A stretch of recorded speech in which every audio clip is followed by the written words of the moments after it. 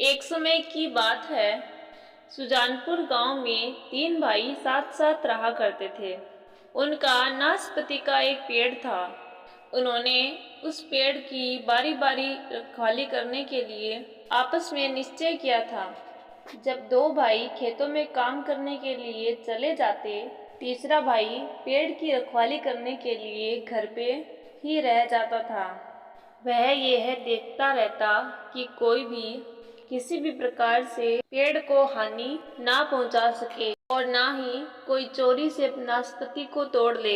एक बार उन तीनों भाइयों की परीक्षा लेने के लिए स्वर्ग से एक दूत आया।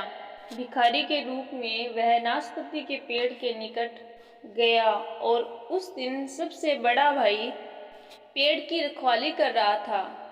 वह भिखारी हाथ फैलाकर बोला, ईश्वर के नाम पर एक पकी नाशपाती मुझे दो। सबसे बड़े भाई ने उसे एक नाशपाती दे दी और कहा, यह मेरे हिस्से की नाशपाती है, इसलिए मैं तुम्हें दे रहा हूँ। अन्य नाशपाती मेरे भाइयों के हिस्से में है। दूत ने उसे धन्यवाद किया और चल दिया। दूसरे दिन दूसरा भाई पेड़ की रखवाली कर रहा था। उस दिन भी दूत भिखारी के रूप में वहां आया और एक पकी नाशपाती के लिए भीख मांगने लगा। दूसरे भाई ने कहा, यह लो, नाशपाती मेरे हिस्से की है, परंतु मैं और नहीं दे सकता क्योंकि अन्य नाशपाती मेरे भाइयों के हिस्से की है। दूत दूसरे भाई को भी धन्यवाद देकर वहां से चल दिया। तीसरे दिन जब सबसे छोटे भाई के पास जब वह दूत आया, तब उसने भी अपने भाइयों की भांति उत्तर दिया। अगले दिन प्रातःकाल दूत साधु के रूप में उन तीनों भाइयों के घर गया। उस समय वे सभी घर पे मौजूद थे। साधु ने कहा, बच्चों, मेरे पास आओ, मैं तुम्हें नाशपाती के पेड़ की रखवाली करने की अपेक्षा अच्छा काम दूंगा। तीनों भाई उसके साथ हो चले। चलते चलते वे कहीं दूर व गहरी नदी के किनारे पहुंचे। दूत ने बड़े भाई से कहा, बेटा, मांगो, क्या मांगते हो? सबसे बड़े भाई ने कहा, कितना अच्छा होता यदि इस नदी का जल मदिरा में बदल जाए और उसका मालिक मैं बन जाऊं। साधु ने अपनी छड़ी हिलाई और नदी मदिरा में बदल गई। लोग बड़े बड़े पिंपों में भरकर मदिरा को ले जाने लगे। कुछ देर में ही ऐसा मालूम पड़ने लगा मानो एक बड़ा व्यवसाय हो रहा हो।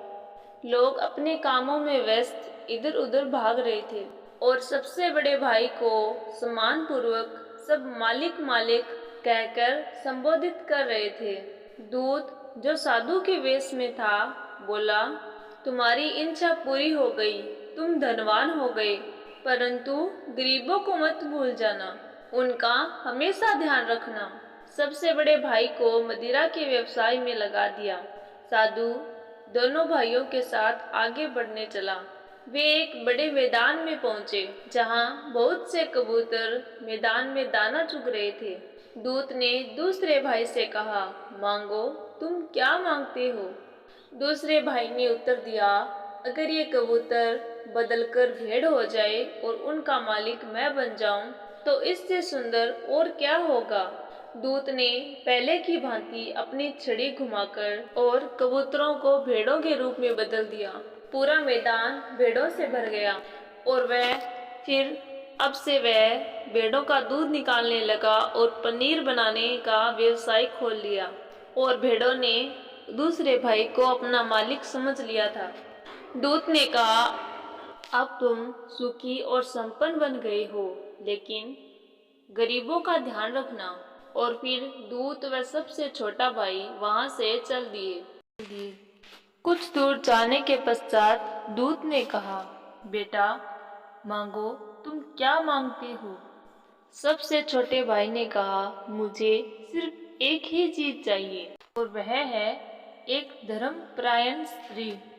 तब दूत ने कहा, बेटे, तुमने सबसे कठिन चीज मांगी है। संसार भर में केवल सिर्फ 3 धर्मपरायण स्त्री है उनमें से 2 विवाहित है और तीसरी राजकुमारी है जिसके साथ विवाह करने के लिए 2 राजा प्रयत्न कर रहे हैं। आओ हम दोनों राजा के पास चले और उनसे तुम्हारी इच्छा उनसे कहे। अतः वह उस नगर की तरफ चल पड़े जहाँ राजकुमारी रहती थी। लंबी यात्रा के कारण वे थके हारे राज दरबार में पहुँचे। राजा ने उनकी प्रार्थना सुनी, लेकिन जब उनके आने का आशय सुना तब उसने कहा, मैं कुछ भी निर्णय नहीं कर सकता। 2 राजा और ये नव युवक तीनों मेरी बेटी से विवाह करने के लिए इच्छुक है। क्या करूं? कुछ समझ में नहीं आता। दूत ने कहा, ईश्वर ही इसका फैसला करेगा। राजा ने कहा, ठीक है, पर कैसे? दूत ने कहा, अंगूर के लता की 3 डालियां काट लो और राजकुमारी को दे दो। राजकुमारी विवाह इच्छुक एक एक प्रत्याशी का नाम लिखकर 3 डालियां आज रात बगीचे में गाड़ देगी। रात भर में जिस डाली से फूल खिलकर प्रातः अंगूर के गुच्छे नजर आए, उसी के साथ राजकुमारी का विवाह कर दे। राजा ने कहा, यह तो बहुत अच्छा उपाय है।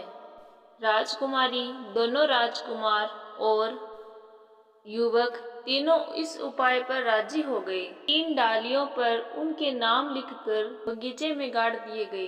प्रातः काल 2 डालियां सूख गई। तीसरी डाली हरी भरी थी।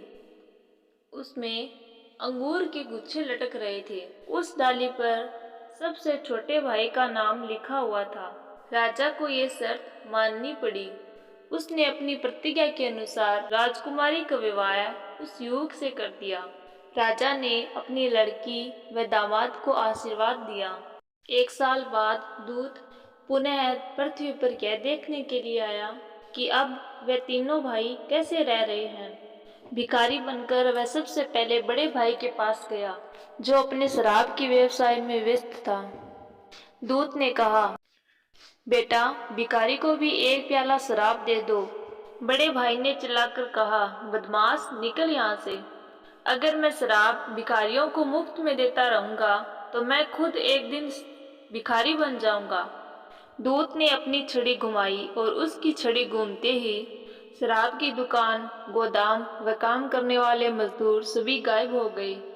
वहां पहले की भांति लंबी चौड़ी नदी बन गई। दूत बोला, तुम धनवान बनके गरीबों को भूल गए, अतः तुम फिर से अब जाकर अपनी नाशपाती के पेड़ की रखवाली करो। फिर दूत दूसरे भाई के पास गया, जो कि पेड़ों के कारोबार में लगा हुआ था।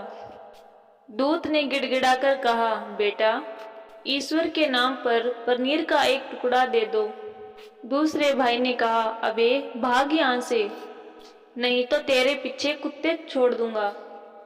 तुम्हारे जैसे आलसियों को मैं पनीर नहीं देता। दूत ने पहले की तरह ही अपनी छड़ी घुमाई और उसकी छड़ी घुमाते ही सभी भेड़ें, काम करने वाले मजदूर आदि सभी गायब हो गए और पहले की तरह अब वहां मैदान हो गया। जहां पहले की तरह कबूतर वहां दाना चुग रहे थे। दूत क्रोधित होकर बोला, तुम निर्धनों को भूल गए हो, अतः तुम नाशपाती के पेड़ के पास जाकर पहले की भांति ही रखवाली करो। अब दूत शीघ्रता से जंगल में जाकर पहुंचा, जहां सबसे छोटा भाई अपनी स्त्री के साथ रहा करता था। वे दोनों एक झोंपड़ी में रहा करते थे। उन्हें रुपए पैसे की बड़ी तंगी थी।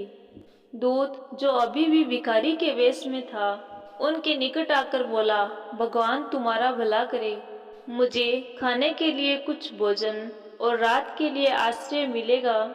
सबसे छोटे भाई ने कहा, हम लोग निर्धन हैं, लेकिन आप यहाँ रहे, जो कुछ भी हमारे पास रूखा सूखा है उससे हम आपकी सेवा करेंगे।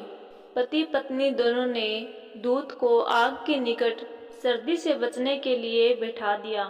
पत्नी ने रात का भोजन 3 अलग अलग जगह रखा। वे इतने गरीब थे कि उनके पास आटा भी नहीं था। उन्होंने पेड़ों की छाल को कूटकर उसके आटे से रोटियां बनाई। उसकी पत्नी शर्म के मारे मरी जा रही थी। उसने कहा, हम लोग बहुत ही लज्जित हैं। आपको खिलाने के लिए हमारे पास आटे की रोटियां भी नहीं हैं। दूत हंसता हुआ बोला, चिंता मत करो। छोटे भाई की पत्नी जब भोजन लेने के लिए रसोई में गई तो देखा कि रोटियां गेहूं के आटे की हो गई है। उसके आश्चर्य की सीमा न रही।